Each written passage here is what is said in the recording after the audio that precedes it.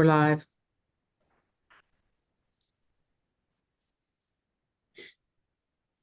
Hey. So is there, Mary Beth, your speaker's on. Sure.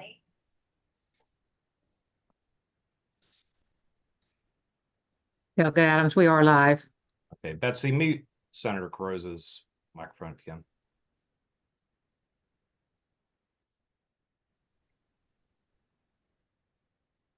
Thanks.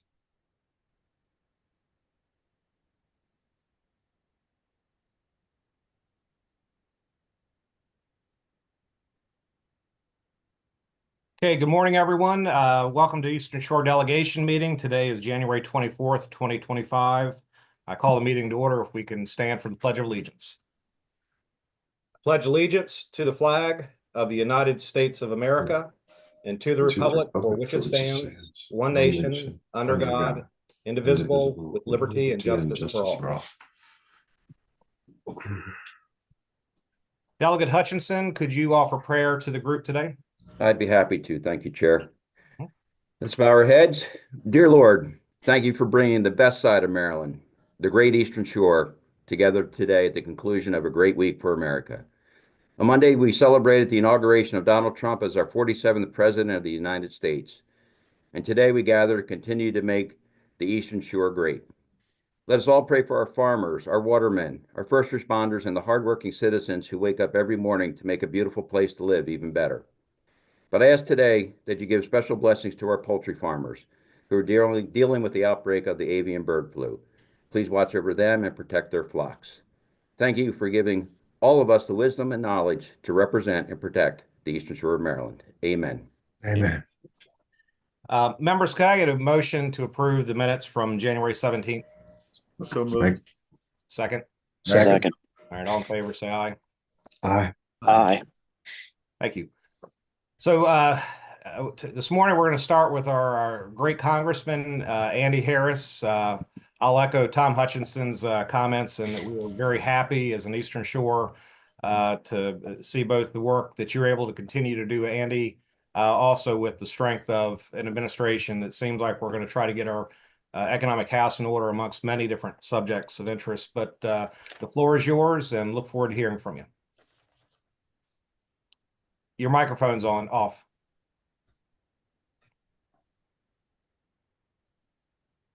How's that? That better? All right. Yeah, I'm using somebody else's computer. I have no idea how all these buttons work. Anyway, look, thank you, everybody. Thanks for being on the delegation meeting. Obviously, a lot of things that will be impacted by the federal government are occurring on the Eastern Shore of Maryland. As we all know, for instance, the avian flu could potentially be a real problem. I spoke with the Secretary of Agriculture, the Maryland Secretary of Agriculture, yesterday about it. We're inquiring with the U.S. Department of Agriculture exactly what is being done, and even more importantly, whether or not we're going to be able to cover the financial liabilities and risks that some of the farmers have, not only the ones who are depopulated, but the ones who are obviously in the zones around that, who also could potentially have financial issues. As you all know, there is no poultry insurance. We have crop insurance. We don't have poultry insurance. We've talked briefly, actually, with the secretary about whether or not we should change that. But those will be discussions going forward. Right now, we're just going to try to make sure that we have enough inspectors that can go out and make sure that for certainty for those farmers to know whether they can keep on raising their flocks or not. And again, more than happy to answer questions at the end about that. Obviously, the other big news was that the president, in an executive order on Monday, eliminated the sales of new leases for offshore wind, and then took the step of telling the Department of the Interior to investigate the current leases and whether or not they basically whether or not all the I's were dotted, T's were crossed, whether there are environmental issues, commercial issues, defense issues, and then work with the Department of Justice to see if those leases or permits can in fact be canceled because those steps weren't taken or weren't studied properly. I think that's probably the only way we can proceed with regards to what's going on off Ocean City. But I will tell you that, we're setting up a meeting with the new Secretary of the Interior, and we're going to make sure that they understand. And I think the president, again, the goal of the president is actually to stop offshore wind. This step of doing this study first out of the Department of the Interior and cooperate with the Department of Justice is going to be necessary for those projects like the Ocean City Wind Project that were rushed through at the last minute to get an operating permit by the Bureau of Ocean Energy Management. The bottom line is that I do believe that that the final nail is being hammered in, and it's not hammered in all the way yet, but that executive order was as good as we could get. And again, we're going to work with Mr. Van Drew from New Jersey, who's one of the primary drivers of this. Along with me, we're going to work with a very favorable administration. Those of you who watched, again, the president on, Sean Hannity's interview, he mentioned again, that wind is not the future for energy in this country, and I think that's going to turn out well in the end. The right whale strike rule, as you know, was not finalized. We succeeded in again delaying it long enough so that I don't believe we're going to have that rule. Because it was just an unfair rule, not based on science, based on some environmentalists' conception of what the world should look like, and again that was a success. With regards to illegal immigration, obviously the president has made it pretty clear that he's going to begin deportation of criminals. There is some concern because in any community that's based on agriculture, that some of the worker population is likely to be here illegally. But again, if those workers are not committing crimes, I'm not talking about immigration crimes, but civil crimes, if they're not committing them, then it will take a fairly long time before ICE begins deportation on those individuals because, again, to put in perspective, there are a few 100,000 who have criminal charges against them, and they will be deported first. There are 1.5 million who have active deportation orders. That is, these workers have had their day in immigration court, they've lost, and they have deportation orders. That's going to take quite a while to deport those, just under 2 million who fall into one of those two categories. And so for right now, there's nothing to worry about. I think a lot of people are going to work with the administration to make sure that if and when the deportation is expanded, that it doesn't affect especially our agriculture community. We've got, with regards to H-2B visas, we have no further action yet on, although we have action within a month on this year's appropriations bill, which of course includes our language that allowed for about 65,000 additional H-2B visas to be issued. At a minimum, that language will be retained. We're going to try to expand it a little bit. I'm not sure we can do it in this year's bill, but we will try to expand it again in next year's bill. The Farm Bill is, you'll hear some concerns about the Farm Bill. We did what Congress does best. We procrastinate. We kicked that can down the road for a year, and I suspect that because it's kicked down the road until the end of the calendar year, that's probably when action is going to be taken again, it'll be a 4-year Farm Bill at this point, but I think that's when action is going to be taken on that. With regard to blue catfish, we are going to continue to pursue probably the best means of controlling blue catfish, which is that's the best means that's politically possible, because the best means would be just to remove the USDA oversight of inspection. That's not likely to happen pretty soon because of the Southern senators. But the next best thing would be to get additional aid into those individuals who want to process blue catfish on a much larger scale. So we've been able to get that into 2 of the appropriations bills. I'm going to actually attempt to greatly increase the amount in this year's appropriations bill because I believe that there are individuals out there who would be willing to go ahead and expand processing and of blue catfish, which is one of the ways that we're going to be able to control the population. With that, those are the issues that I've wanted to comment on, but I'm more than happy to answer anyone's questions.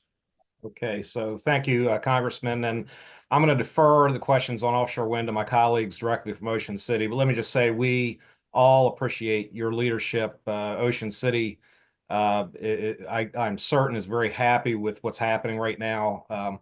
The only comment I'll make is that when we watched the advocates move for almost the entirety of my 11 years, they did it with very little, if any, concern or consideration for local opinion. And it increasingly got frustrating over the years, and it's very rewarding to watch the right thing happening. And I want to thank you for your leadership in that regard. My only question really goes to the budget. I mean, we in the state of Maryland are in a tough place right now. There's no doubt about it. It's likely to lead with tax increases and certainly fee increases that have already occurred. But 10 years ago, the Augustine Commission came around, commissioned by Mike Bush, to talk about Maryland's economic competitiveness.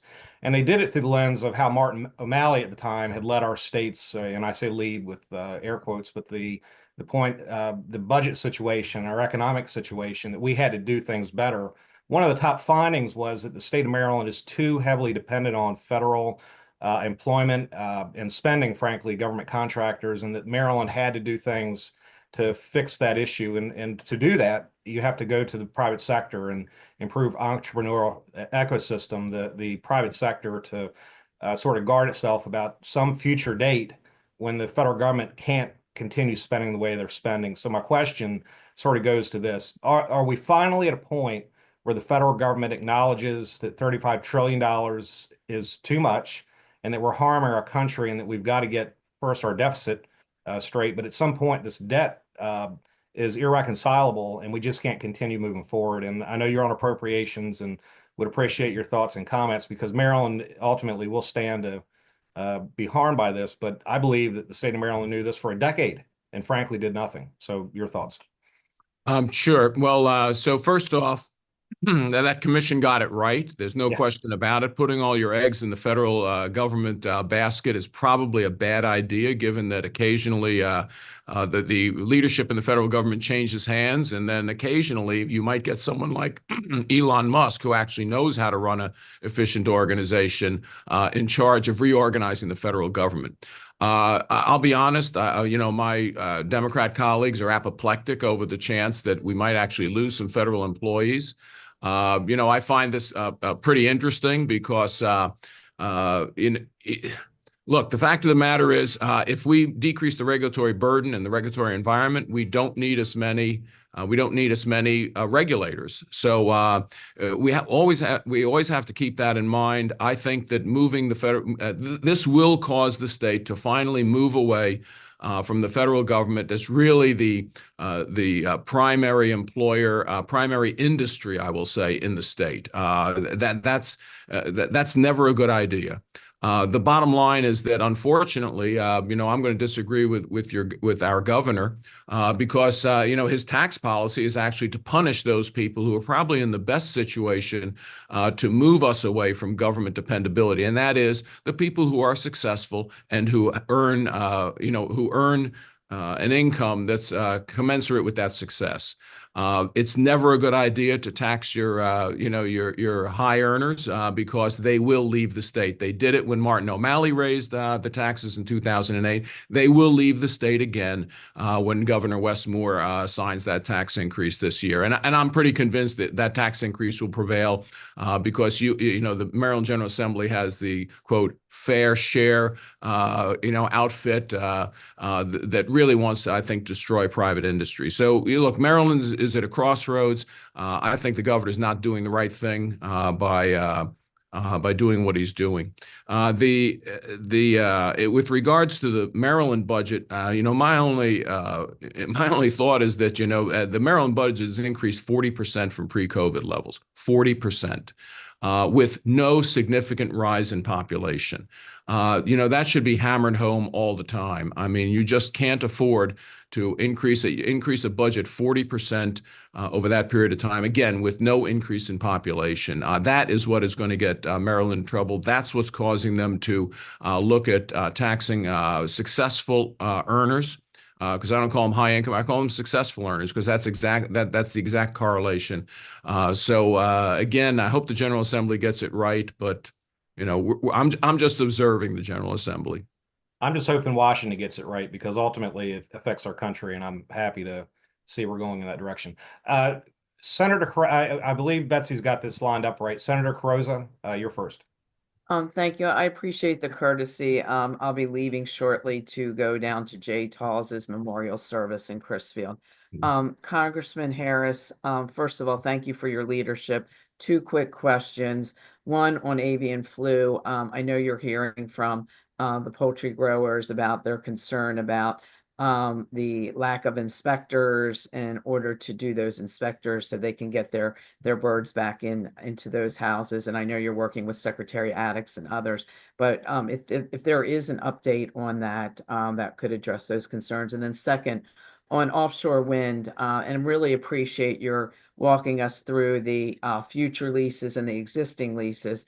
On the existing leases, which impacts the executive order that impacts Maryland.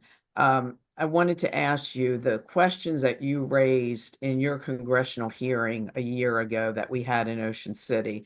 That was one of the most thorough congressional hearings we had, really going into the detail of all the questions that we've been raising across the board on the negative impacts, whether it was marine life, commercial fishing, military communications and exercises, and of course, expense to ratepayers and taxpayers.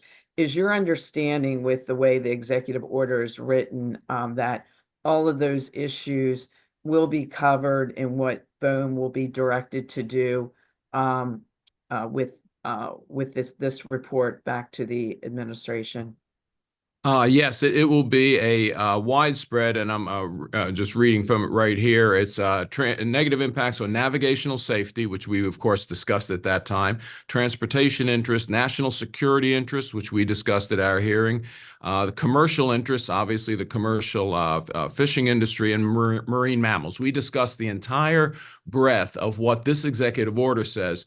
And it's not BOEM that's going to look into this. We're going to urge the secretary that the secretary look into it, because BOEM is infiltrated with deep state environmentalists who have rammed this thing through, we believe, without the due diligence required.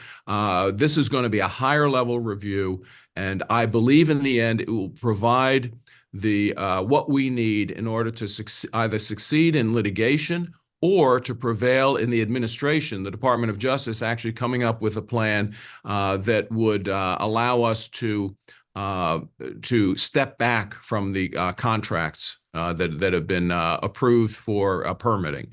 Again, I foresee in the end the most likely outcome is that at some point in the future they withdraw that operation permit that was issued in December. And if U.S. Wind wants to go through the whole process again, doing it right this time, God bless them, but time is money, and I suspect that if this permit gets withdrawn, that they will step back. Delegate Hartman. Thank you, Mr. Chair. I want to just reiterate the gratitude we have to you, Congressman Harris, for your unwavering commitment to fighting the offshore wind. I mean, the county, the local, the county, this was such a united effort here. Everyone was steadfast, but really it was your leadership at the federal level. And I can't thank you enough for that. As you said, wind is not the answer to our future energy needs. And, we certainly need something to go beyond 4 years, because we don't want to be fighting this battle again later. And, hopefully the federal government will advance technology in the nuclear field as well as the state. You know, with the budget we have, it's not only that, it's the high utility cost that we have, and it would only get worse if there wasn't intervention here. So, you know, Maryland's certainly going to, I think, win as a result of the new administration, whether they realize it or not. So, thank you, and let's just keep up the fight. Thank you. Okay, next is Delegate Hutchinson. Thank you, Mr. Chair. Good morning, Congressman. Nice to see you. Interesting, as you know, we're trying to find $3 billion here in Maryland, yet at the same time, the Attorney General seems to have plenty of money to want to sue the federal government, while at the same time, the state has their hand out to the federal government saying, I need money for the Key Bridge, I need more Medicaid money. What's your take on that? Do you view that as a risk with the temperament of the administration to come back and say, well, if you want to continue to sue us, you may put some of your funding at risk? I think that was probably a poor decision, obviously a purely political decision on the part of the Attorney General, and you know, although the governor tries to you know, walk a tightrope there. I suspect that what's going to happen is that the first and probably most prominent withdrawal of funds is going to be for not cooperating with the ICE removal of criminals.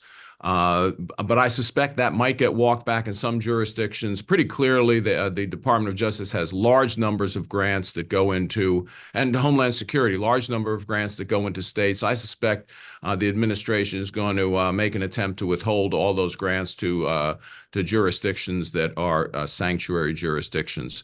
The ability to withhold funds is not unlimited, but again, the state will depend on some things. So, for instance, on the Key Bridge, we're going to have a discussion about whether or not you know, project labor agreements should be can be allowed, whether or not the bridge could be renamed. I'm in active discussions about getting some language into one of the bills that would prohibit the renaming. But there will be a lot of examples where Maryland, you're absolutely right, they will come and say, well, you know, we want the I'll put an example. We want the Medicare waiver to continue. Well, I mean, the new HHS secretary could be directed to begin the ending of the Medicare waiver in the state. It's penny wise, pound foolish, I think, on the part of Maryland to do that. But look, that's up to the Attorney General and the governor to make some of those decisions. I would urge caution in that area. President Trump, in his first week of executive orders, has shown pretty much that he knows where the friends of his view of America are and where the enemies of his view of America are, and he will take action, you know, the appropriate action. Thank you. Hey, Delegate Jacobs, your hand's down, so I'm going to move along. If you wanted to speak, you need to put your hand back up. Delegate Beecham. Yeah, thank you, Chair, for letting me speak. And I was just wondering, is there a chance that that the president would hold some of the federal funds to negotiate against this blueprint? Because this blueprint is just, we can't afford this. There's no way. I'm on appropriations, and just looking at the numbers, you know, it's like $347 million for childcare, and they're adding an extra $100 million to it. I mean, it just, to me, it seems like the height of insanity. Is there any way to negotiate to try to alter some of the spending, or, you know, to try to change some of it? Sure. It's a great question. You know, I sit on the appropriations subcommittee that deals with the Department of Education. The Department of Education is not going away, but it's about to have a major change in how it deals with states. I do believe that there will be a major push for school choice, for instance, and it will be supported by this administration. There will be a push for actually accountability for use of federal funds. You know, none of us would mind the exorbitant amount that it costs, the per pupil cost to educate a child in Maryland, if in fact at the end they were educated. Right. The fact is, the data is quite clear. Since the Department of Education was originated and the large uptick in funding at the state level, scores have not gotten better. If you were in any business and this was the result, you would completely revamp how the way the business is done, not continue on the same path, piling more money into it. So I think the Department of Education is going to have a brand new look at how states are spending their money because we are contributors. The fact of the matter is the federal government is a contributor. So they liked it when the Department of Education put in a requirement that a man can use a girl's bathroom if they want. They like that. I don't think they're going to like some of the things coming out of the Trump Department of Education. Senator Mouse.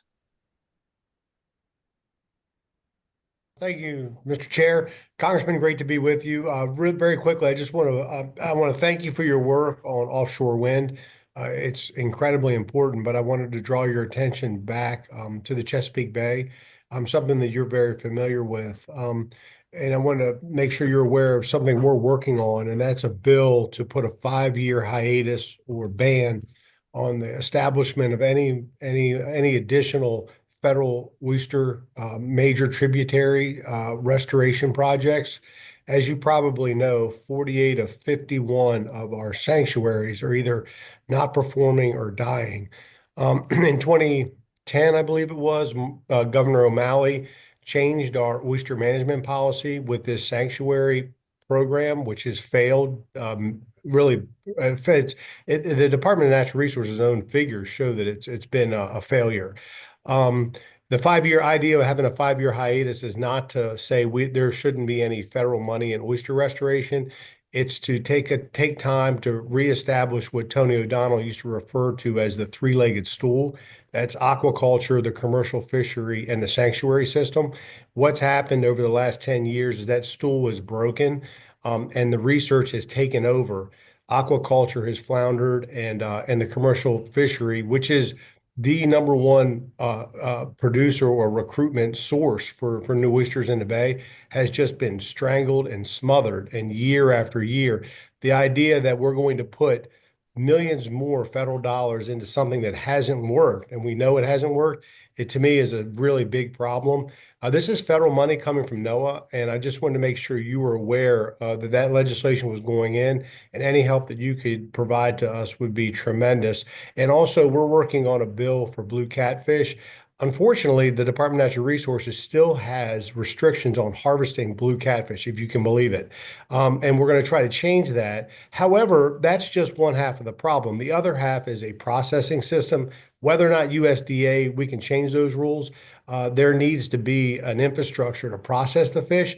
That doesn't exist, and we may need federal funds. We may need federal support in establishing a hub system, sort of like what we have for agriculture, where there are hubs around the bay where the fish can be harvested, so the fishermen don't have to drive 3 hours, and the fish can be processed, a package shipped and sold, to create, a true system to start harvesting these fish. Those are two really important bills for the Chesapeake Bay, and I want to make sure you're aware of them. Sure. No, thank you. So with regards to, let's talk about oysters first. With regards to that, I will meet with the Secretary of Commerce. Obviously, NOAA comes under the Secretary of Commerce.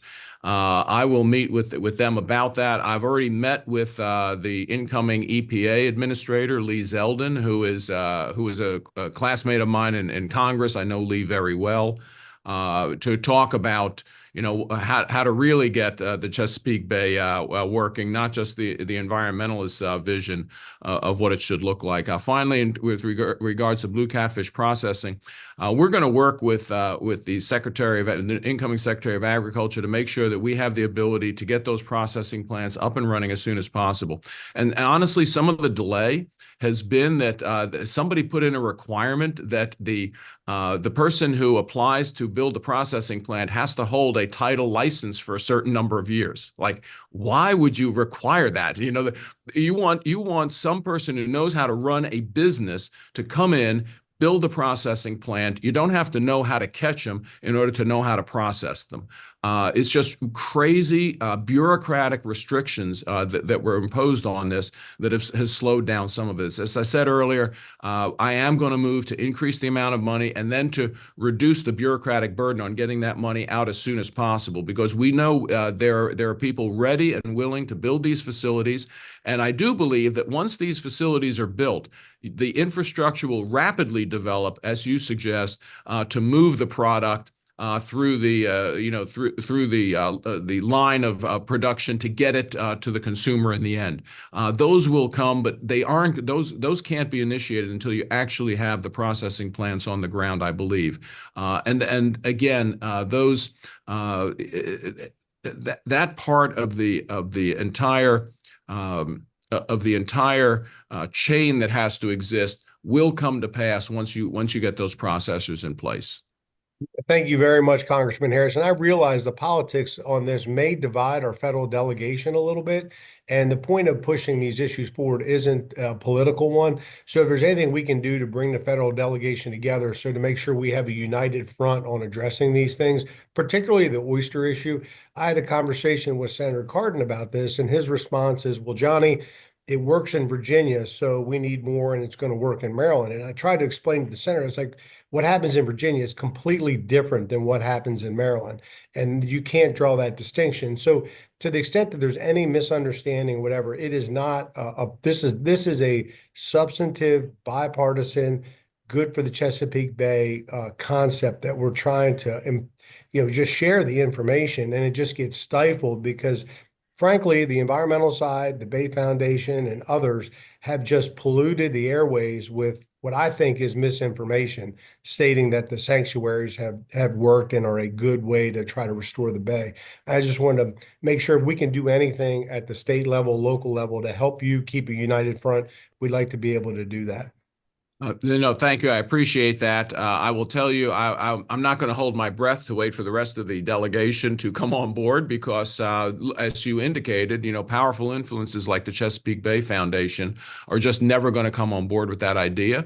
The problem is that, as I like to tell people, elections have consequences. The fact of the matter is that with regards to the federal government, we control all the levers at this point. We don't need a united delegation necessarily to get some of this accomplished. Well, thank you, and this needs to be addressed, so thank you very much. Congressman, as a point of personal privilege, while I can't recognize everybody that's on the phone or on the call today, I do see the mayor of Ocean City, Rick Meehan, and Terry McGeehan kind of jumped in and out so often, and also Chip Bertino with Worcester County. Just wanted to acknowledge their presence here today, and while I'm not going to be able to give them the floor, else I'll open the floodgates. I'm certain that they are exceedingly happy to see you today and to hear the news and the updates coming as it relates to offshore wind. The other person I just wanted to personally recognize is Dr. Heidi Anderson with UMES. And Congressman, your leadership as your subcommittee chair in ag and in our industry, having them be the listening post, your support of UMES is so very important. And there's great things going on there, as you know, a new veterinary school is coming on board. But just in Somerset County, good things are happening, and we thank you for your leadership, because that learning institution means so much to agriculture and the future of our industry on the shore. So I give you the last word and we'll move along. Yeah, you're absolutely right. Some of the things UMES is doing are just incredible, and I'm highly supportive of these. The veterinary school, very important. Their interactions with the poultry industry, with the agriculture industry, exceedingly important as a major land grant university. Look, again, it is going to be a different attitude with regards to almost every interaction the state has with the federal government. The new president is clearly going to take things in a new direction. I do believe that we have to operate more, and the federal government has to operate more like the private sector does. And I'm excited by what again Elon Musk is going to do in terms of promoting government efficiency, because in the end, as I think what we've heard, we cannot continue $2 trillion deficits into the future. We have to control federal spending. We are cursed without a balanced budget amendment. In the states, sometimes they complain that they have to balance the budget. I know there were complaints when I was in the state Senate. Well, we have to balance the budget. Let me tell you something. That's a very good thing to to have, because it makes every spending decision. For every spending decision, you have to decide, do you have the political will to raise the taxes and harm someone else when you help someone with a spending decision? And that's a decision that again, that has to be made. I hope that your governor decides that he's going to reduce the spending instead of raising taxes on anyone, but that remains to be seen. Thank you all very much. Again, you know who my district representatives are. Please work with them on any issue you have with the federal government or federal interaction. Thank you, and enjoy the rest of the day. All right. Thank you, Congressman. Okay, right on cue. And next up is Maryland Department of Agriculture Secretary, our good friend, Kevin Addix. Kevin, the floor is yours. Hey, good morning. Thank you for the time. And while the ethos of the congressman is still here, I just wanted to thank him for all of his efforts to support agriculture. And you ended on talking about the vet school. We've just hired a new state veterinarian. That was quite a feat because there are not nearly enough veterinarians. So just please keep that in mind, keep that in your consciousness if there's ever an opportunity to support Dr. Anderson as she builds up this vet school.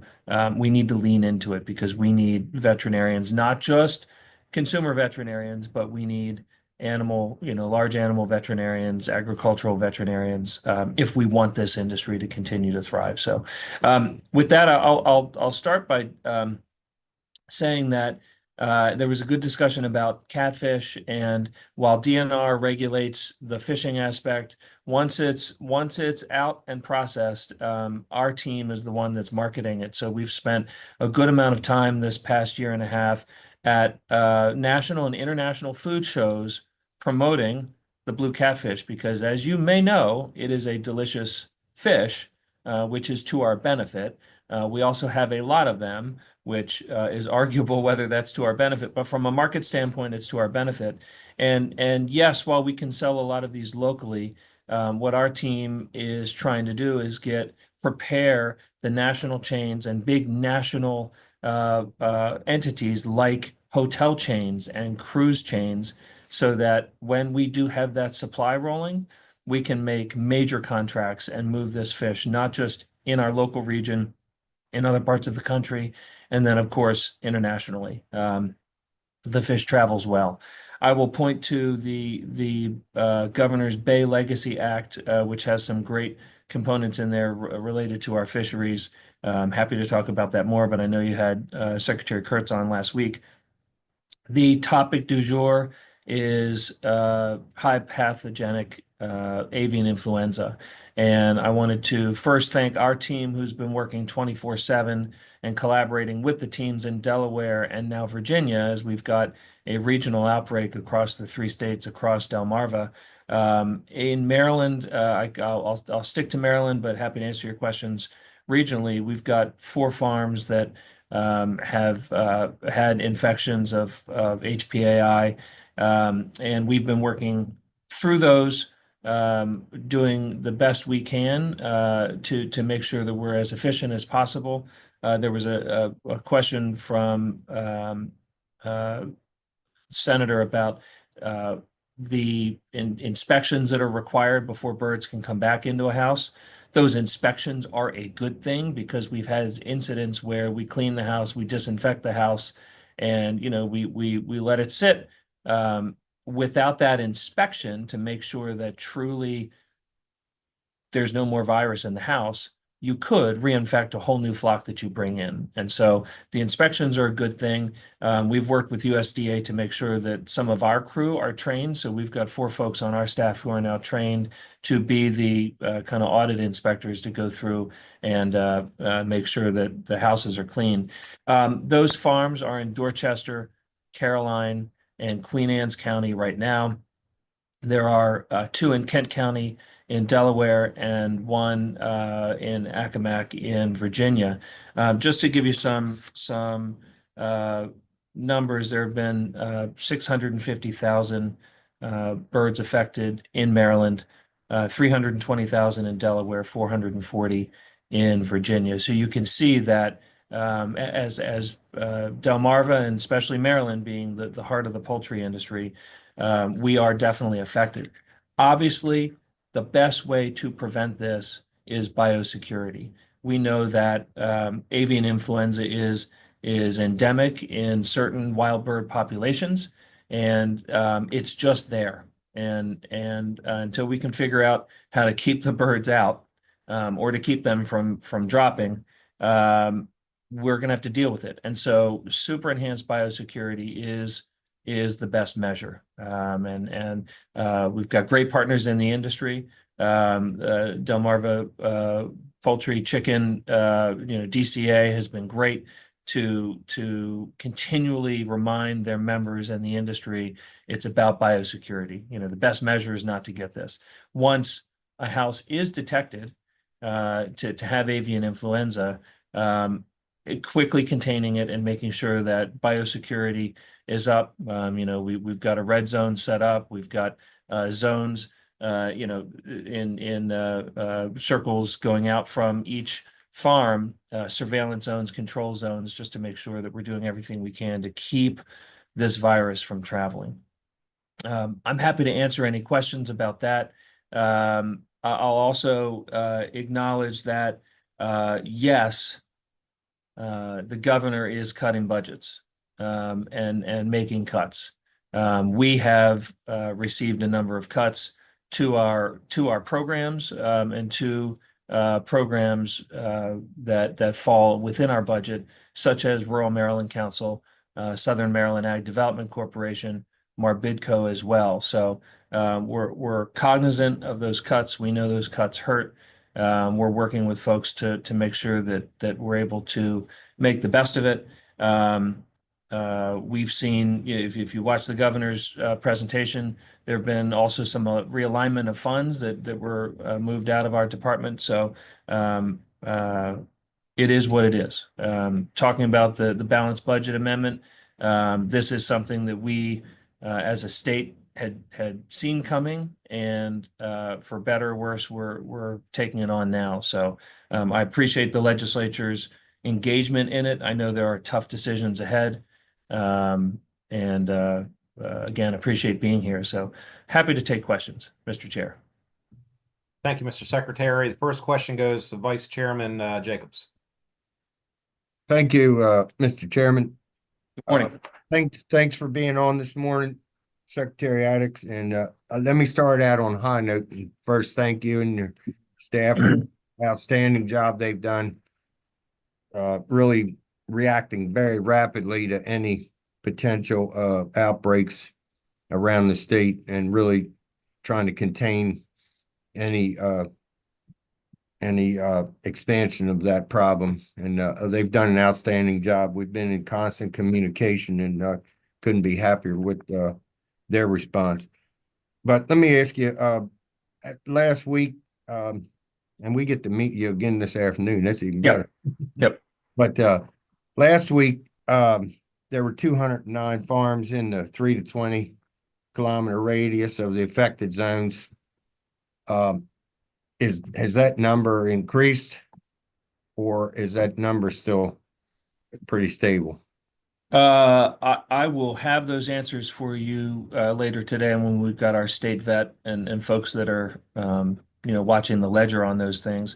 I think since that last call, we have had Dorchester County, a farm in Dorchester added to that, so the number of farms has undoubtedly increased. And to the reason why I'm asking that is, I know you mentioned that you have 4 staff now being trained as USDA inspectors, and I know that one of the big problems for getting these houses up and running, if they're in that zone, is that they have to have that inspection, which takes about 2 weeks of audit, I should say. And do you think you have enough personnel with that 4? I was going to ask Secretary or Congressman Harris. Everybody kind of hit on that a little bit, but I mean, I know that that's something that I've been told that's a problem, is getting enough USDA inspectors quick enough, because it takes 2 weeks minimum for audit. So, and potentially 300 farms, maybe, I don't know. Well, I'll tell you this, that this inspection requirement is new. USDA was rolling it out. I won't speak for USDA, but my sense is that they've rolled it out thinking they'd have a little more time before things kicked up in HPAI season. But unfortunately, as I'm looking at my numbers nationwide, it looks like there are 57 farms that are affected in 41 states, right? So if you're USDA, you're rolling this out, you're speeding it up as fast as you can. We do appreciate that they've engaged our team as well so that we can become certified. They're doing the same in Delaware so that on the shore, we should be having, 8, 10, 12, 15 of these inspectors, folks who have been certified to inspect and do these audits, be ready to roll out as needed. It cannot be overstated the impact that this has on the industry. And Delegate, this, most folks on this call frankly know this, and we're helping the rest of our policymakers understand as well that when you do have an infection on a farm, you have an outbreak on a farm, you contain that farm. That farm is essentially out of business until the quarantine process goes through, and then that audit happens, et cetera, et cetera, et cetera. Well, that's the farm that's able to get some funds from USDA, but their next batch of chicks coming in has been delayed. It pushes their whole if you're a small business, you've budgeted in the industry a certain amount that you're pretty much guaranteed to get as each of your cohorts of chicks come in. If you're one of the farms that's not the index farm, you're in one of the control zones, things have slowed up a bit. You have to get tested before you send your birds to market, which you've always had to do, but we're taking even extra care now, and then you've got to make sure that everything's clean before coming back in, because the industry is extremely integrated, and so we want to make sure that we're setting the stage for best outcomes here. That we only have four farms. We're hoping not to have any more, while still being ready to jump in if we need to. Yeah, I appreciate that. And I actually got more questions, but I'll hold them till this afternoon because we have a lot of people with their hands up. But there was like another 1.4 million affected in birds in Ohio, I think, in the last couple of days. Is there any correlation with those and Maryland?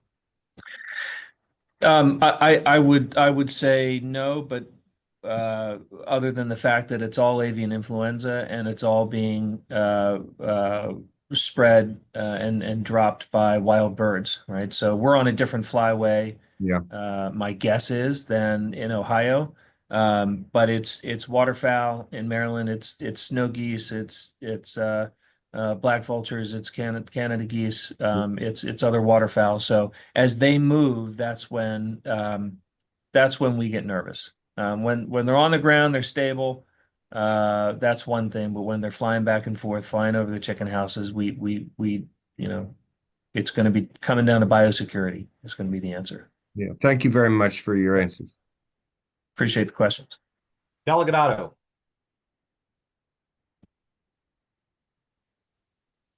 Thank you, Mr. Chairman, and that your answer, Mr. Secretary, leads into what my thoughts were and questions.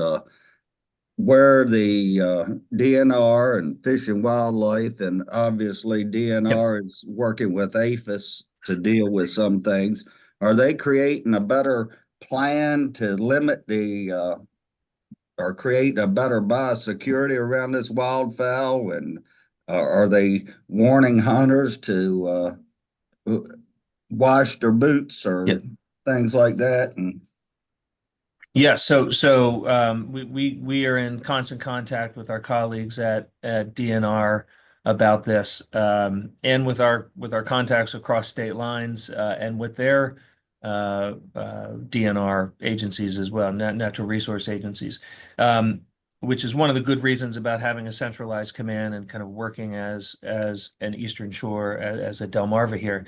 But yes, to answer your question, there have been a number of releases that have gone out, and we've seen it picked up in news media about hunter biosecurity, and even more importantly, what to do if you do find a diseased or dead bird, wild bird. You call the number that's on DNR's website that actually rings straight to APHIS, and they take care of it. So DNR has my understanding is DNR has an agreement with APHIS where they will go out and collect wild birds in the region that are reported. But again, we're talking about wild birds. It's one thing to be messaging to folks who have commercial or backyard flocks and giving them instructions, but there there is no entity that we can send to instruct the wild birds to scram. And honestly, we're all looking for the warm weather. And I say that in the middle of this, very, very frigid week. The warm weather is what's going to solve this, because that's going to prompt the birds to migrate out of here. So it's about surveillance, it's about biosecurity, and it's about fast action on our team and USDA's team once there is an infection. Well, DNR's wildlife operation seems to monitor a lot of the movement of these flocks and all that, and they talk about their technology to us all the time in our committee. And Yep. I think maybe they ought to be utilizing that and has some strategy to track things. Well, yeah, and you should make that known to them. I believe in your committee, we will have DNR representatives as well this afternoon as we give a briefing on HPAI. And I should also add that we've invited Department of Health as well, because there is a human health component to this. Okay, Senator Moutz. Thank you, Mr. Chair. I'll be very quick. Secretary, thank you for being with us this morning and giving us an update on avian influenza. Real quick, you heard the back and forth or discussion with Congressman Harris. We are working on a blue catfish bill. One half of it is dealing with, DNR's reluctance to allow the fishermen to go out and get the fish. The other part is going to be a work group, and it's supposed to put a report together by July 1, which is quick. The idea of the work group is to have a report and establish a guideline for this processing system. I think that there's 2 or 3 people in the industry that could sit down and pencil this out in about 15 minutes. I just want to make sure you're aware that that's going through. And in the work group, we put DNR, MDA, and some other stakeholders, and we really need your help in moving that forward. I want to thank you for taking the initiative to try to explore markets for blue catfish. But if we don't have the fish to sell or the way to process them, we have all the markets in the world, and we're probably going to need more help. AI, I was checking on the website. I think there's a lot of interest I don't know if there's a way to do this for your public outreach, but to include some sort of statistics, what farms have been infected, where you've got wild findings, things like that, where people can find that online so they know they're in the zone. A lot of people don't know whether they're in the zone. You've got a lot of distressed animals out there right now because of the weather. And there's concern, confusion, things like that. And then lastly, we're working on a bill I want to bring to your attention. It's going to be very controversial, and we're going to need your support. There are several farms within my district and other districts that are just absolutely destroyed by deer. We phrase that as catastrophic damage. There's a permit for managing deer and things like that, and it just hasn't helped. These individuals, these small businesses are at wit's end. Some have actually spent thousands of dollars to try to bring U.S. Fish and USDA, Wildlife, USDA. That hasn't worked. And so this is, other than asking the state to reimburse them for the damage, because the state's responsible for the animals. This other approach is giving Department of Agriculture the authority to determine or render, a catastrophic damage certification, and then allow whatever means necessary to go in and eradicate the deer. I realize this will set off a firestorm in the hunting community. DNR will not like it. A lot of it is sick deer. There are a couple of particular farms where the sick deer Mhm. mow the crops down, but we have no other options. The pressure is too much, and I know too many fields that have just gone fallow. And in Dorchester County, in certain places, that is almost you can't come back because of different other environmental regulations once the trees grow up. This is another measure. We're going to need your help. We're going to need your support, and we're crafting that. Rachel Jones is fantastic. I want to thank her for all of her help, and we're going to get some information to you as that bill's being put together.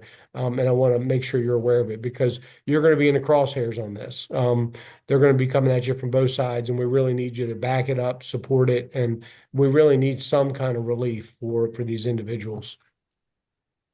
Well, thank you, and thanks for bringing that to our attention, and thank you for verifying my statistical analysis that the two top things that I hear about are catfish and deer.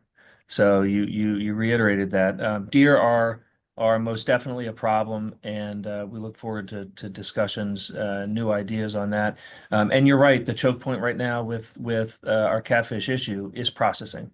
Once we can process, we can get that fish, into every major hotel chain, every restaurant chain, et cetera.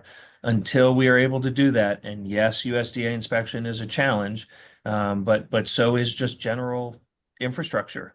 People getting an operator that is able to, increase their capacity and build out a new facility. Once we can do that, we're probably all sick of it now, but it's catfish on every menu. Well, just remember, there's fish out there right now that they can't catch because they're dormant. There are ways that they can catch them, but the Department of Natural Resources won't let them. And they're not able. We're not there. This needs to be authorized, and it needs to happen. And thank you very much. Thanks for your support. And, I'll commend you on the fastest study turnaround that I've ever heard. So thank you. I'd like to. Okay, Delegate Grice. Thank you, Mr. Chairman. Mr. Secretary, thank you for being here. And also too, it's nice to hear that you guys are making progress on a lot of these fronts. I don't have a question. I just want to clarify. You mentioned some cuts to these different agencies in the budget.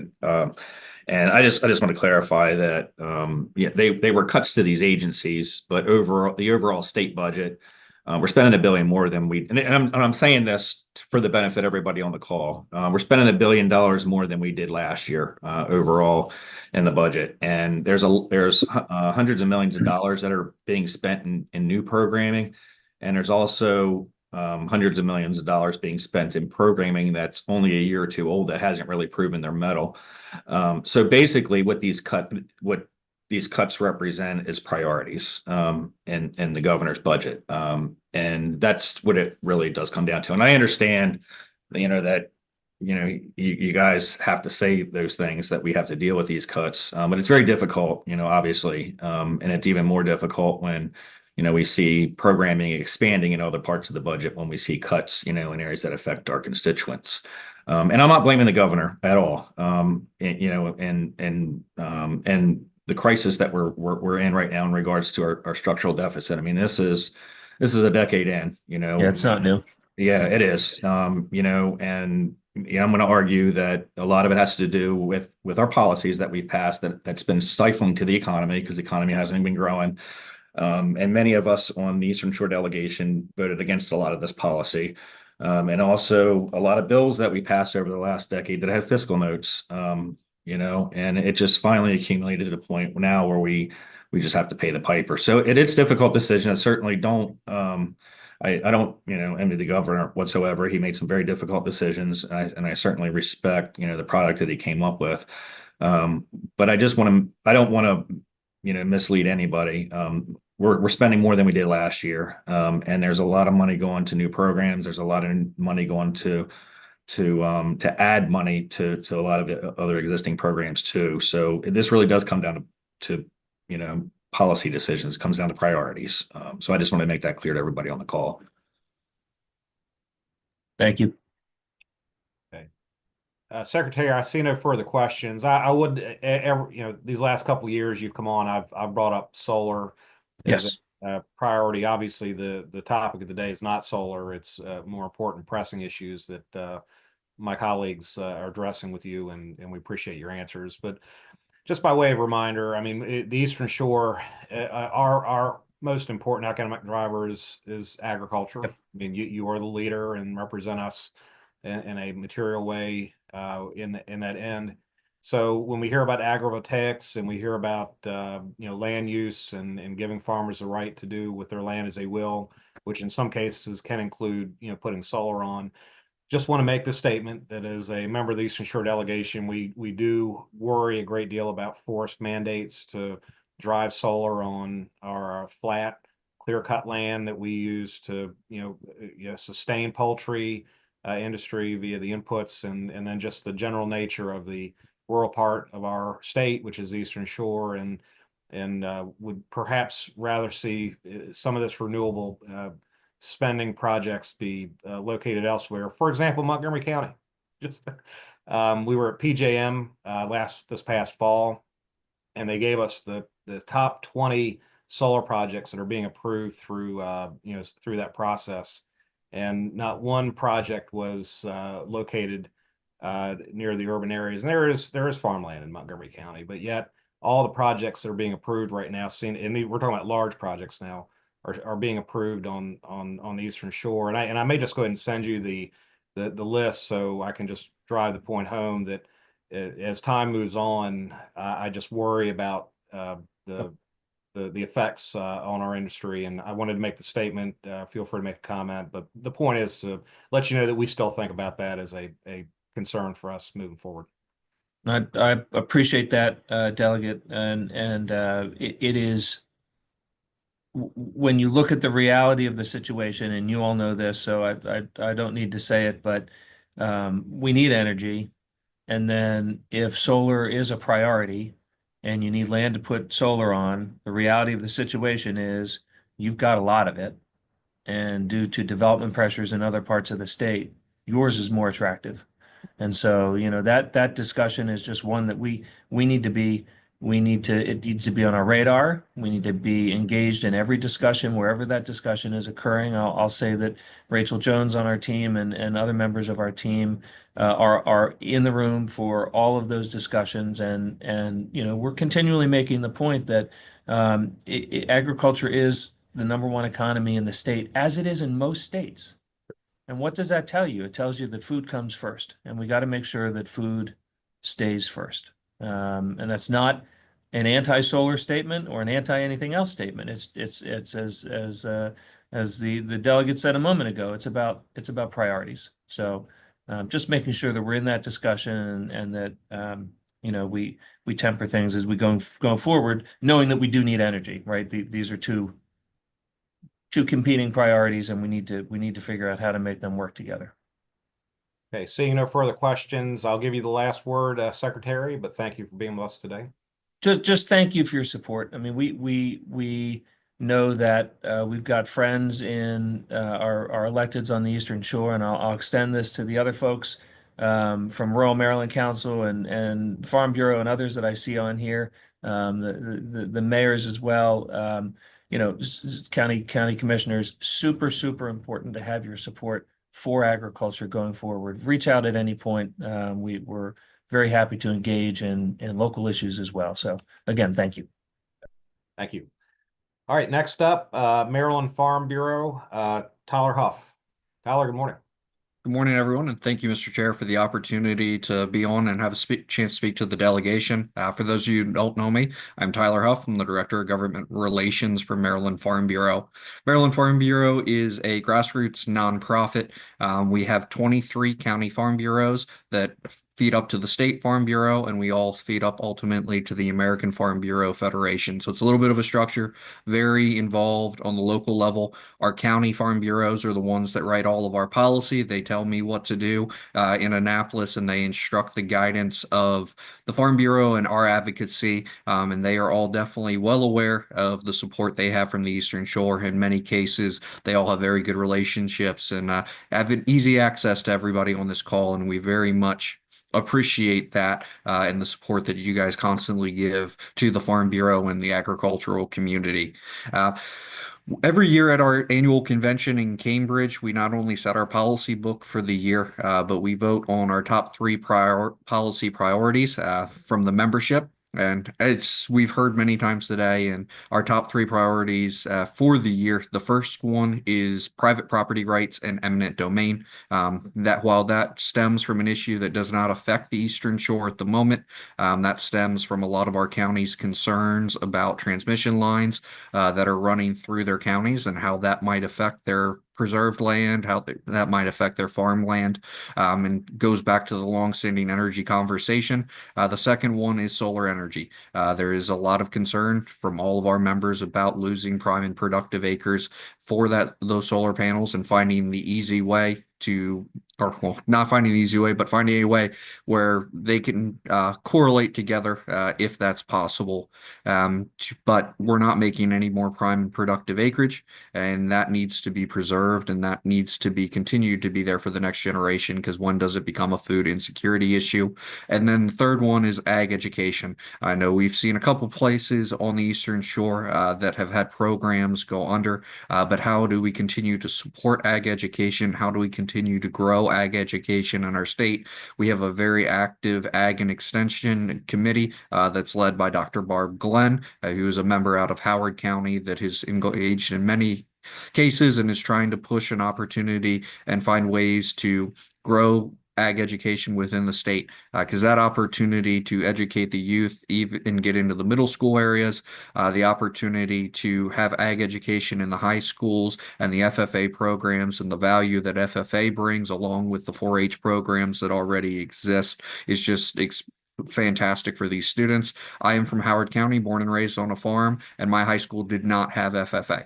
So I'm one of the few that missed out on that. I understand the importance that making sure we have that opportunity available to our students in the state to continue to educate and continue to give them the opportunities throughout. So those are kind of some of the facts with Maryland Farm Bureau there, where our members see our priority policies for the year. Engaging on many things again this year. We're going to see pesticide bills. We're going to see land use bills. We're going to see some changes in positions next to the critical area potentially. And many different pieces of legislation that are coming forward on that aspect, looking for opportunities to be able to fund the Fair Board and other pieces, Ag Fair Board, State Fair, and the Maryland Ag Education Foundation, as that special fund has been drying up over the past few years as the unclaimed racing mutuals have declined, as well as looking at some opportunities to, Delegate Otto is going to carry a bill for us that changes the process for getting the 2 farmer member seats on the DNR Wildlife Advisory Council, as well as some other bills as well. So it's going to be a very active year nonetheless. I want to read you guys a couple of stats just that shows the agricultural premise on the Eastern Shore. These all come out of the last U.S. Census and are all for District 1 congressional district. So it does push a little more than this delegation covers, but for the most part, these are driven by the Eastern Shore. And I just think it shows the value of agriculture on the shore and how agriculture on the shore drives that being the largest commercial industry within our state. We are the 9th largest congressional district in the nation. District 1 is for the number of broilers and meat chickens, which is top 2% in the country.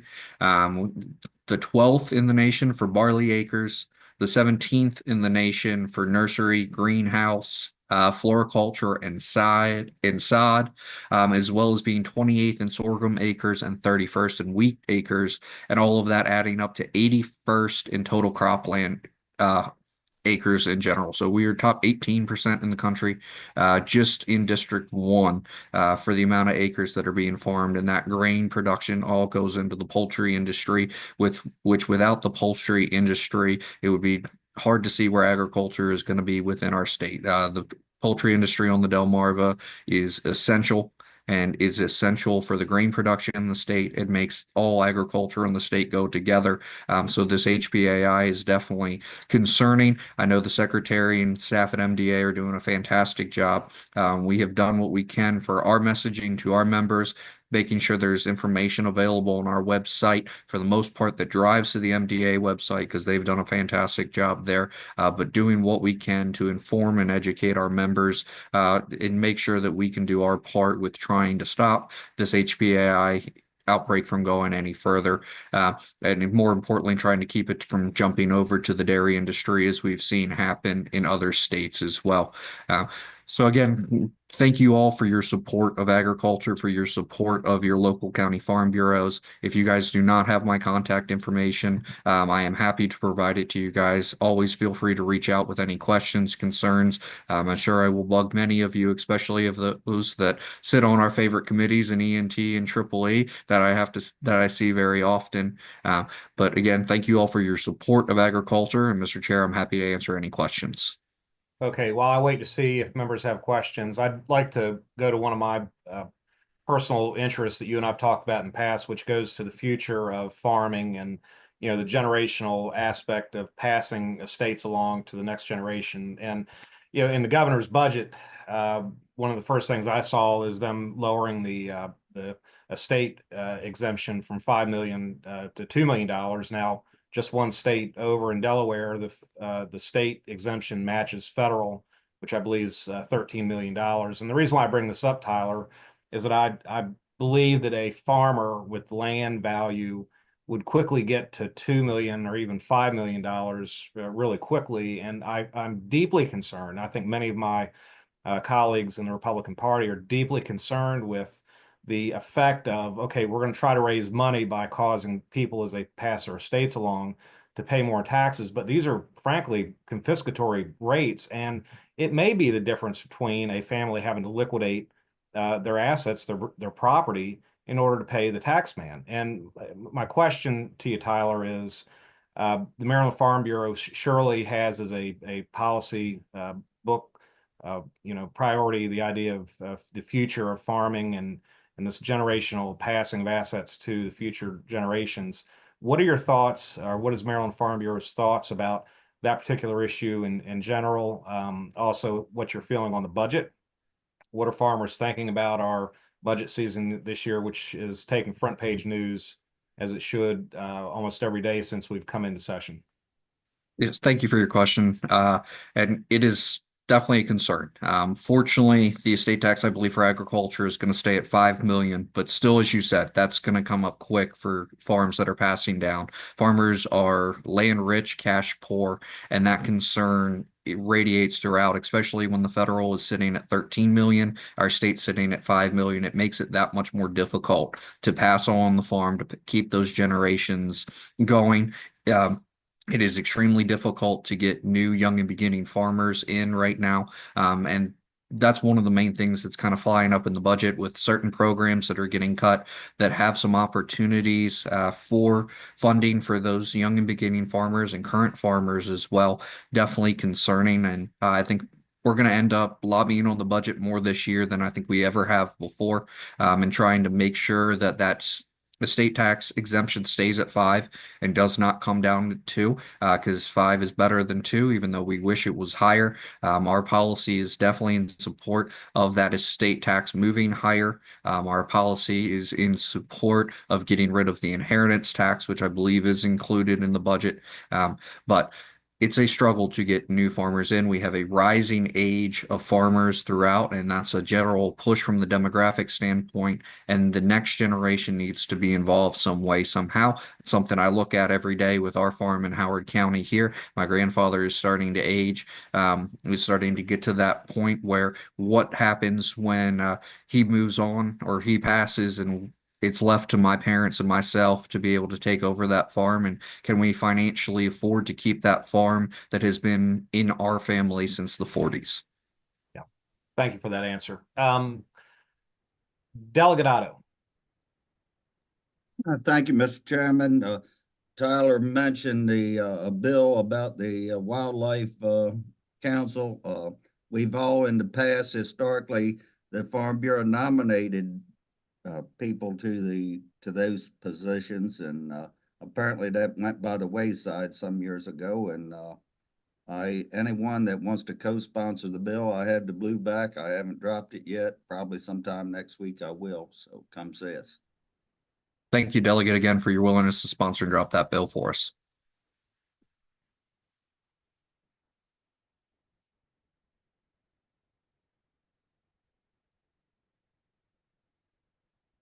Do we lose our chair? Looks that way. I think, there we go. Go ahead, Delegate Grace. Thank you. I'm sorry, my battery almost died on my computer. I had to go plug it in. Sorry.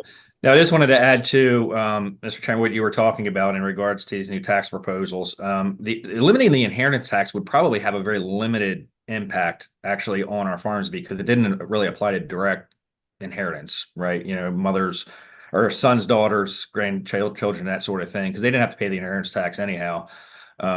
But, you know, obviously lowering that threshold on the estate tax can have a huge burden because that's going to obviously increase the number of families. But more immediately, though, I think one of the biggest concerns we have is this shift of state cost onto local governments to the tune of $143 million. The problem with the local governments having to pay that additional amount of state expenses is that they're very limited on how they're going to pay for that, right? They either have to cut costs, and the only revenue sources most of them have right now are raising property taxes because they're capped at 3.2% of their income tax, right? And most of our counties, particularly on the Eastern Shore, are already capped there. So the only option they have is raising property taxes. And we all know that these assessments, most of the assessments, at least this go around, have gone up anywhere, you know, from what 15 to like up. I'm hearing up to like 40%. So this combination of higher assessments plus a potentially higher property tax rate that these counties are going to have to charge in order to pay for these additional costs. I mean, that's a nail in, because you were talking about farmers being cash poor and land rich. You know, they don't have, you know, the cash flow to pay for this, especially given the fact that, you know, obviously there's not a lot of consistency, you know, in their cash flow and the success of a crop, you know. And then obviously input costs are going way up almost every year. They're not going down. So, I mean, are you guys potentially looking at that? I mean, that's a big deal, these cost shifts. That is a big deal, and we've been looking at the assessment side for the past couple of years. We've been trying to work on that. Unfortunately, we just haven't been able to find the right language for the correct fix. MDA has been very helpful with that, currently working with SDAT to update the definition of agriculture within SDAT's guidelines, which should help ease some of these inflated assessments on some of the properties that we're seeing that are starting to maybe diversify more into value added or some on-farm processing and things of that nature to help ease the cost and try and find a way to diversify to be able to add some more cash flow into the operation. But definitely something that we're looking at, definitely something that's concerning for the members as well, and something we will be engaging on further. Okay. Any other questions from our members? Tyler, I'm seeing none. I want to thank you for your leadership and support today. Certainly seems like it's Agricultural Day on the delegation meeting. So you almost get the last word. We have one presenter after this, but thank you for everything. You get the last word right now. Thank you, Mr. Chair, and thank you for the opportunity. My last word, I'll put in a plug for our Maryland Farm Bureau Day in Annapolis. That is going to be February 5th, which is Wednesday. Unfortunately, it does fall on the state of the state, but we're going to have opportunity for you guys to have a brunch at 10:30, meet with our membership. We will have a large turnout of members from across the state that are looking forward to meeting with their delegations and having those conversations. So I hope to see you all there. And Mr. Chairman, thank you again for the opportunity to speak today. Okay, we'll definitely be there. Okay, next up, Harry R. Hughes, Center for Agroecology. We've got Josh Bollinger, Dr. Kate Everts, and I understand that Nancy Dunn, who's the Assistant Director, while we didn't name her on the agendas with us today. Josh, good morning. Good morning, Mr. Chair. Thank you for the opportunity to present. We really appreciate it. My name's Josh Bollinger. I'm the communications coordinator for the Hughes Center for Agroecology. We're a nonprofit affiliated with the University of Maryland College of Agricultural and Natural Resources.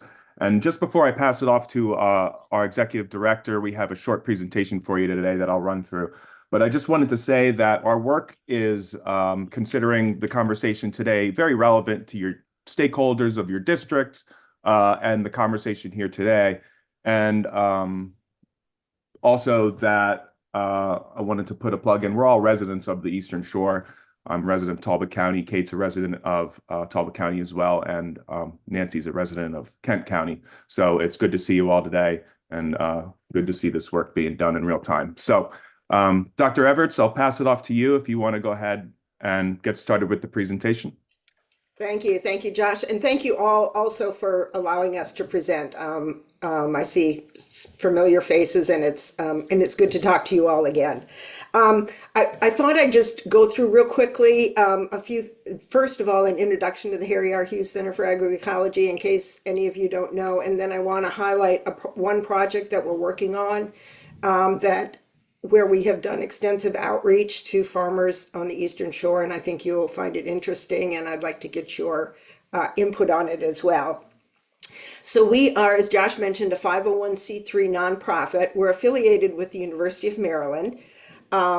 We have we were founded in 1999 with the idea that there was no entity in the state that was really looking at issues that were coming up for legislation, policymakers, program leaders at the state level in Maryland to address issues that involved agriculture and forestry. We're very focused that we think agriculture and forestry are the preferred land uses, and we believe the way to maintain them as the preferred land use is to keep them profitable.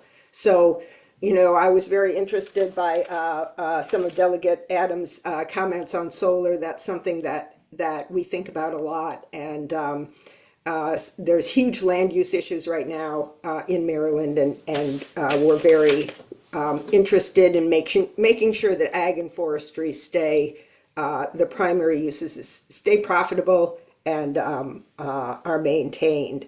So we have a board of directors, and I just want to mention that in our bylaws we have two members from the legislature.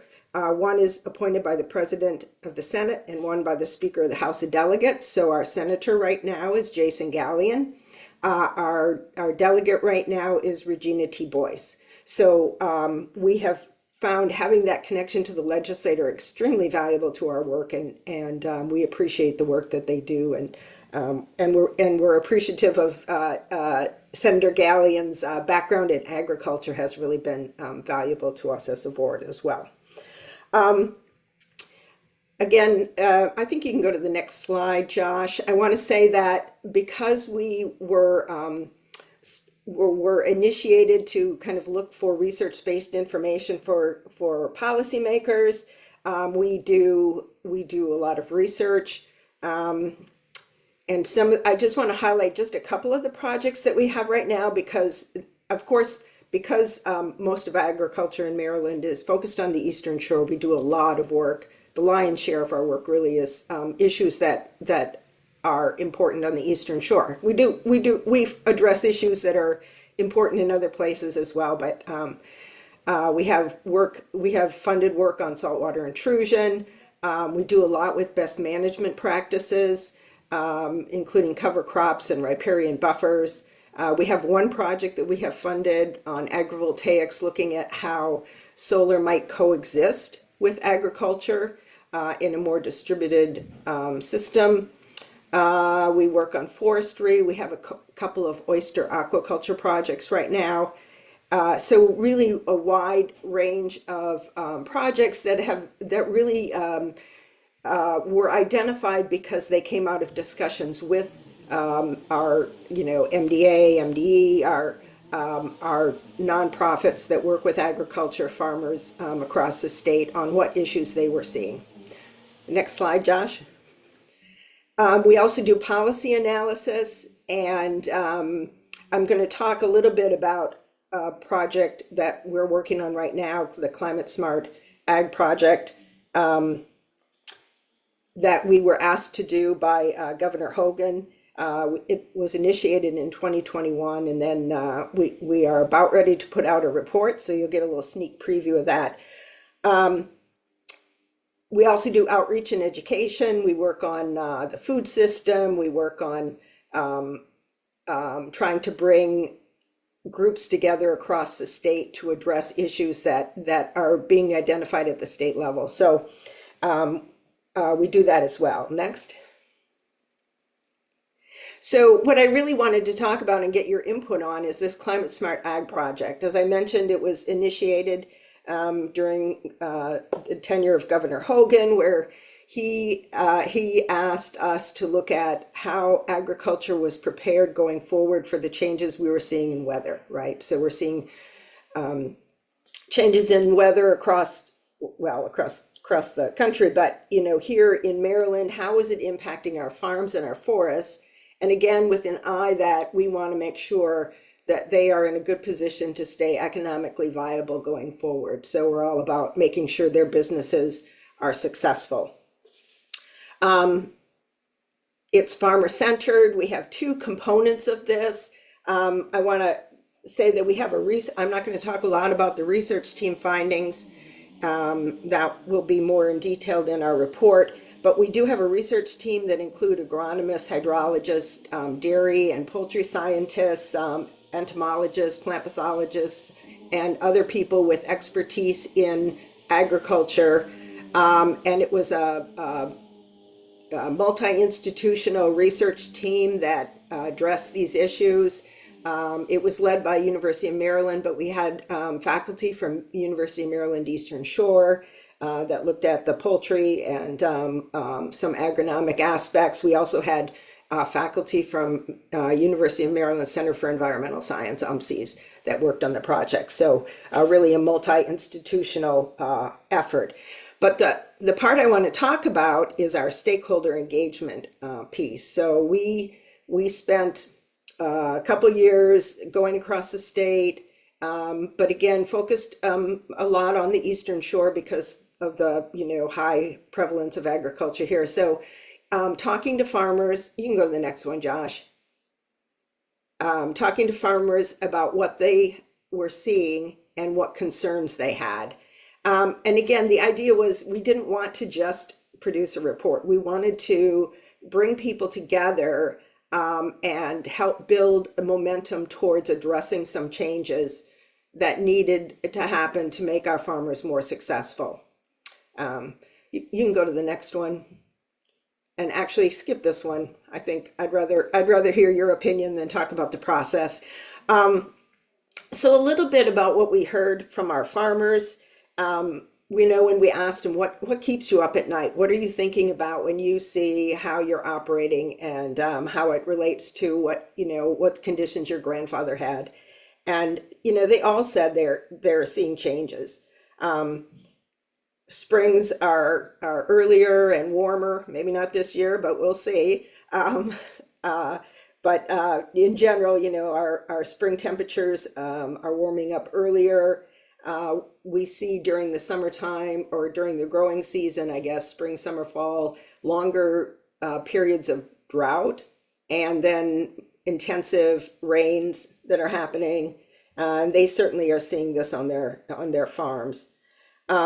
And changing pest pressure.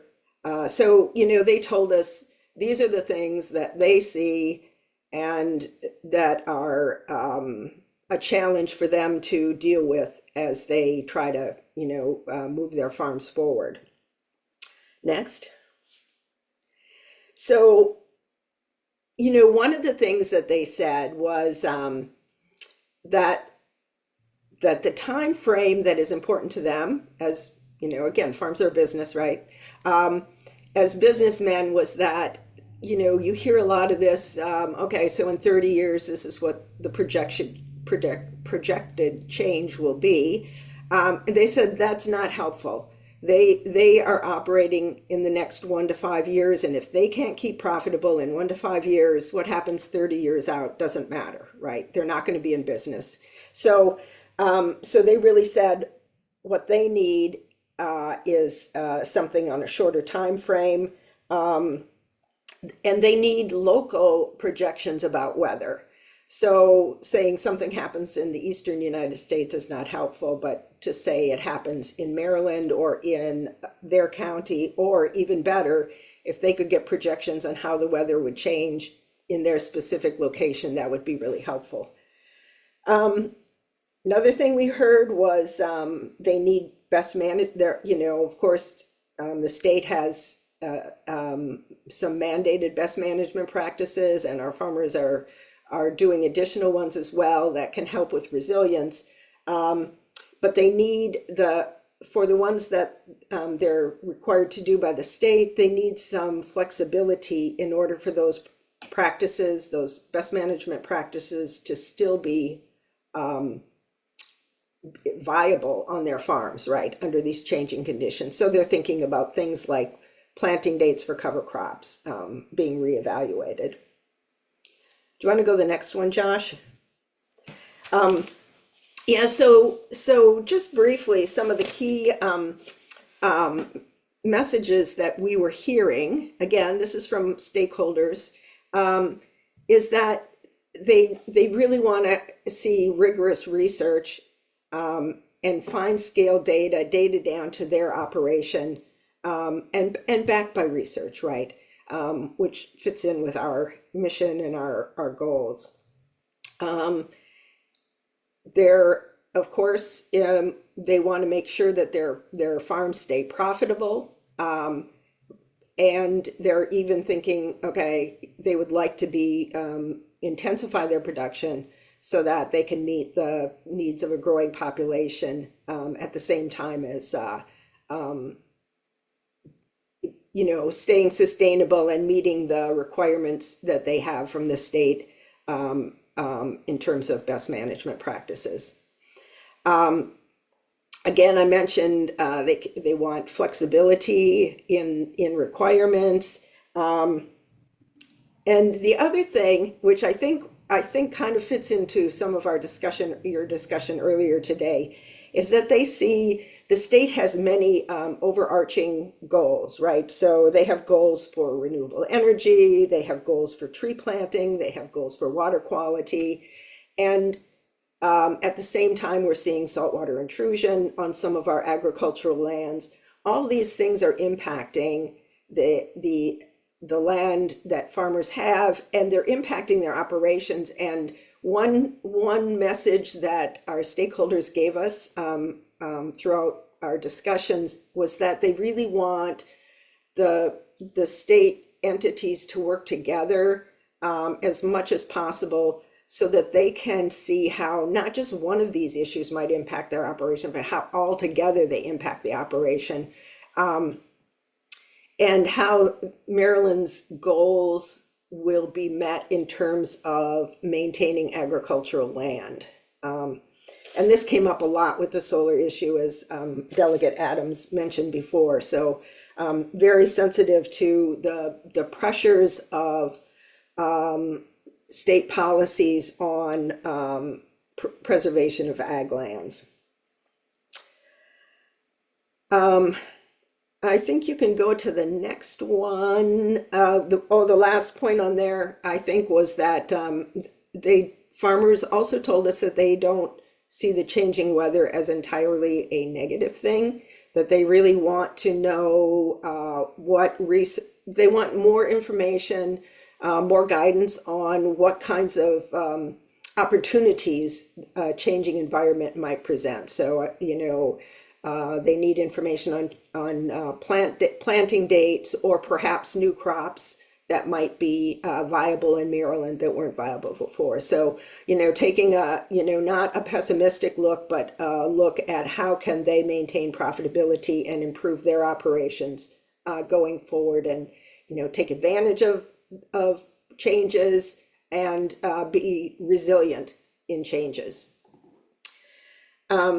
Thanks. Yes. And so this is the contact information for us. Please reach out if you have any suggestions or ideas. And I'm going to stop in just a second and take questions. But any suggestions or thoughts on this, please reach out to Nancy Nunn, Josh Bollinger, or myself. share the information. But if you have any questions or thoughts on what you feel the state needs in terms of research issues, we really would be interested in hearing that from you. Thank you. Could I add something real quick?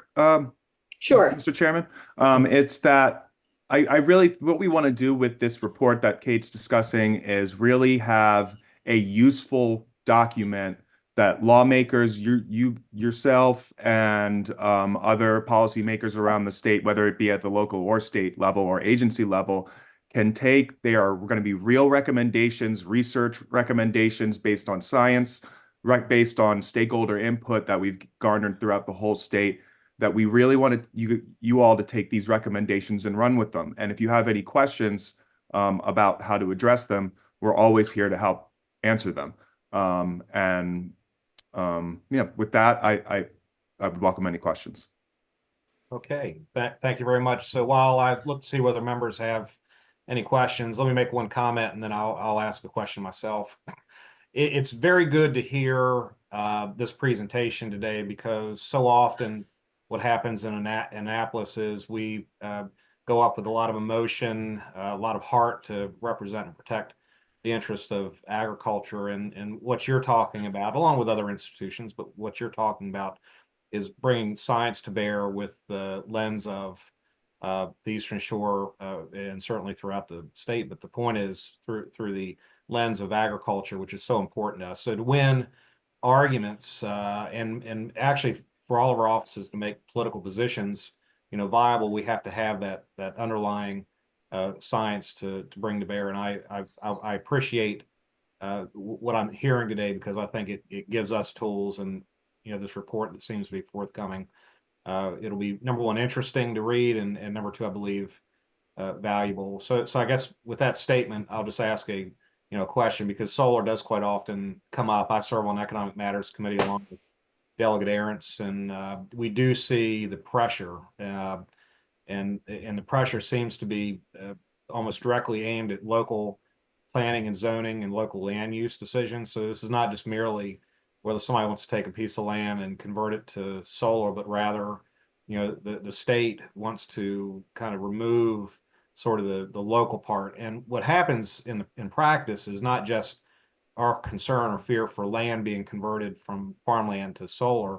It's that citizens don't get a voice or get a say in the process. In other words, that local planning and zoning, that county component, along with a comprehensive plan that sort of already lays out what agricultural land is going to be, industrial land, residential land. And so there is the fight for us at the moment, because, I would argue that most planning and zoning departments have sort of the goal of advancing, development, right? I mean, so their predisposition probably is going to be toward, advancing energy projects to the extent they can, but they never lose sight of the role that they play to balance ambitious growth goals against how the citizens are going to feel about it. And I just would want to get your thoughts in practice, because I believe that's where the fight exists from a policy standpoint right now, removing the local component, and just get your thoughts as to whether or not, when we see this report and we talk about solar, how does your organization view the same, and how do we work together to protect our what appears to be shared interests? Yeah, no, thank you for that question. And solar, as I mentioned, it came up over and over and over again. It's a huge issue in the farming community right now. The Hughes Center, we don't advocate for specific policies that because of our 501c3 nature. Okay. We advocate for research information that can be used in policy making. But I will tell you that farmers, the farmers that we spoke to, of course, they care about private property rights. Tyler mentioned that with the Maryland Farm Bureau. That's important. But also the packages. also the community, the Hey, could you hold on a minute? Someone needs to Who's Jennifer? There we go. There you go. Yeah, so and the community input that you mentioned, that also came up. Frustration from our local communities on the Eastern Shore. You know, we heard from people from Talbot County and Wycomico County, specifically that I can recall, who talked about lack of local into the decision-making process. So, you know, I think there will be some discussion of that in our report. Again, we won't advocate for, you know, any specific policy, but we certainly can advocate for more. Again, this is a place where farmers, I mentioned that they want more integration at the policy level also, right? So policy and programs, you know, they want MDA and MDE and DNR to all talk together and talk about how their individual pieces of any regulation work together, and or their work together. And they want legislators to be thinking like the big picture. Okay, so we have these goals for renewable energy, but how's that going to impact land, and how's that going to impact our profitability of our farms? So it's a really thorny issue, and we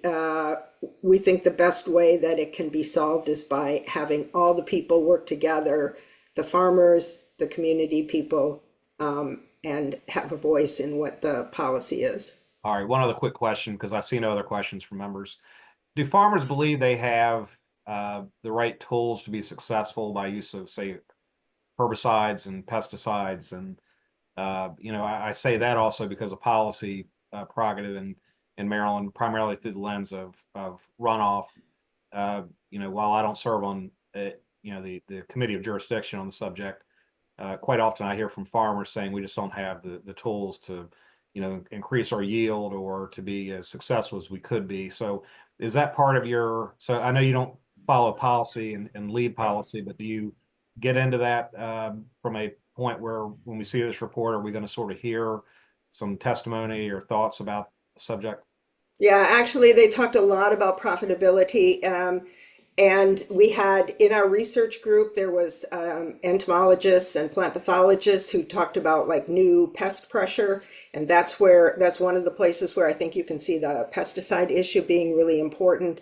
That will need, farmers said, they're going to need information on how to address these new issues that, they feel like they're seeing higher pressure from certain things because of changing temperatures, and maybe like less severe winters. So there's not, the insects aren't dying off like they used to. Yes. So there's one example. The other one is they talked a lot about varieties and cultivars that could be better adapted to changing temperatures. So again, another tool, a different kind of tool than what you were talking about, but another tool that they feel is really important is research into new varieties, new cultivars, and maybe even new crops. They also talked about wanting research on changing planting dates. So do they need to be changing the planting date of some of their field crops to, and can they, right? So the temperatures might be warmer in the spring, but then if they have erratic rains, they sometimes can't get into the field. So we heard a lot of frustrations about, issues around tools. As far as pesticides, it was more as a way to address new pest pressure that they were seeing. Okay, so we do have a question from Senator Mounts. Thank you, Chairman.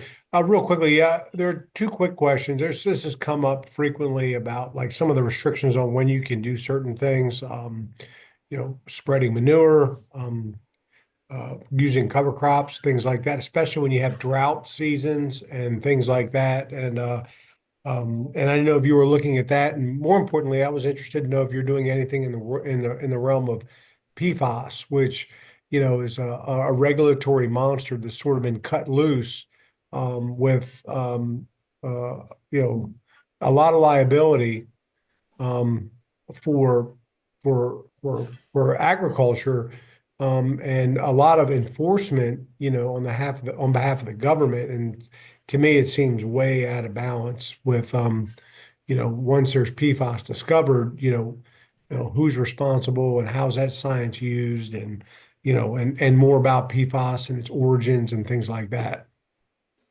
Those are both excellent questions. I can tell you your first question about practices being modified in the face of changing conditions came up over and over and over again.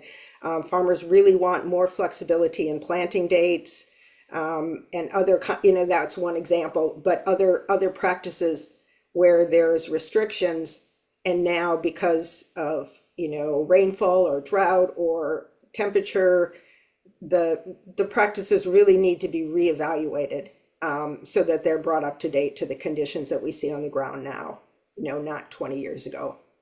The PFAS issue is of huge interest to our board. We have struggled with that because, as you mentioned, and you alluded to, it's really kind of a dangerous issue for farmers because there's no mitigation right now.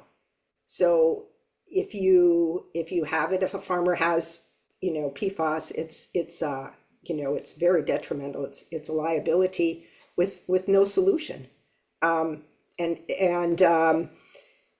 will honestly say our board has discussed this at length, and we really haven't come down to, I think that in the future we probably will address it, but we have had proposals come into us that looked at PFAS, and we felt that it might not have been advantageous to fund those from the farmer standpoint, and we're all about making sure farmers stay profitable. So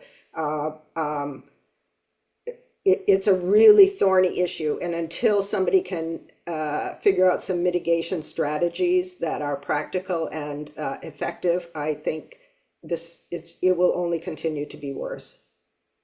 Well, I appreciate your attention to that, and I share your concerns. And to the extent that you have a perspective and input on that discussion, I think it's very, very valuable. And you may not have a conclusion. A lot of these things, there are no silver bullets, but to have a perspective that is, I hate to say, but sometimes you feel like some of the perspectives are counterproductive. They're not necessarily one to find a solution, but one more to assert a rule or something like that. That is not helpful. And so, whatever you can do to be an influence, I just encourage you to maintain that focus. So thank you very much. Thank you, Senator Mouts, and I appreciate your comments there at the end, because I believe today's meeting, from Andy Harris now wrapping it around to, the work that you're doing, gave us a really complete picture of agriculture and how we can advocate moving forward. And Josh, I've known you since before I got in politics, when I was running for office, and appreciate the work that you're doing, and your team, Kate and Nancy, the work you're doing. So I'll just give you the last word, and then we'll move on to our agenda. I just would like to thank you for having us today, Mr. Chairman and members of the delegation. It's been a pleasure to present to you. If any of you guys have any questions at all or need any input research-wise on any bills you're looking at, we'd be happy to help provide that or make any connections we can, because we work all across the state with many, many people. So we'd be happy to help you in any way we can. Thank you again. All right, thank you. Okay, members, we're going to move on to the federal updates. I'll start because I see Alyssa Hastings with Senator Van Hollen's office. Good morning. Good morning, Mr. Chair, members of the delegation. Just wanted to update you all that we had a very successful nonprofit webinar yesterday for our congressionally directed spending with nonprofits. And this morning we'll be hosting our congressionally directed spending webinar at 11 a.m. So just a few minutes for our entire state nonprofits. Local governments. Yesterday was nonprofits, today is local governments. So as always, here to help with any federal issues, and thank you for the time. Okay, great. Now, we got a wonderful federal update directly from the Congressman, Andy Harris. So I'm not seeing anybody from the Congressman's office, but if you're there, chime in. I think we're good. Okay. And Alyssa, I guess we're still waiting to get a connection with the new Senator Alster Brooks's office. Okay, great. Members, anything for the good of the order before we adjourn? Okay, I need a motion to adjourn in a second. So moved. Second. Okay. Everyone, we'll see you next week. Thank you.